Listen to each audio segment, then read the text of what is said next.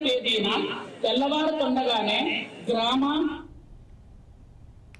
సూర్యాపేట జిల్లాలో 78వ స్వాతంత్ర దినోత్సవ వేడుకలు ఘనంగా నిర్వహించారు. జిల్లా కేంద్రంలోని పోలీసు పరేడ్ గ్రౌండ్లో జాతీయ జెండాను భారీ నీటిపారుదల శాఖ మంత్రి ఉత్తమ్ కుమార్ రెడ్డి ఎగురవేశారు. అనంతరం జాతీయ గీతాలాపన చేశారు. ఈ సందర్భంగా చేపట్టిన పోలీస్ కవాతును ఉత్తమ్ వీక్షించారు.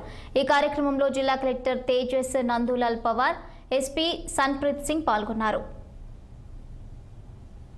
గౌరవ ముఖ్యమంత్రి రేవంత్ రెడ్డి గారి నాయకత్వంలోని రాష్ట్ర ప్రభుత్వం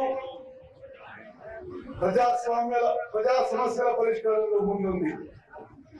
ప్రజా ప్రభుత్వం ప్రజలకు ఇచ్చిన వాగ్దానం మేరకు అభయహస్తం హామీలను ఒక్కొక్కటిగా అధికారంలోకి వచ్చిన 48 గంటల నుంచే అమలు చేయడం ప్రారంభించింది.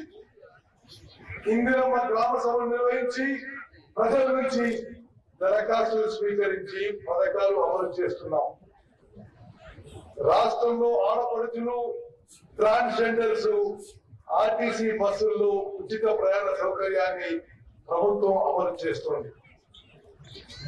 మహిళలు పైసా ఖర్చు లేకుండా రాష్ట్రంలో ఎక్కడి నుంచి ఎక్కడికైనా ఉచితంగా ప్రయాణించే సౌలభ్యం ఈ పథకం ద్వారా లభిస్తుంది.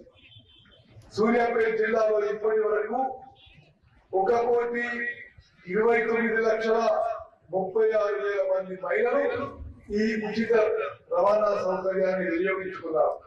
గౌరవ ముఖ్యమంత్రి రేవంత్ రెడ్డి గారు సికింద్రాబాద్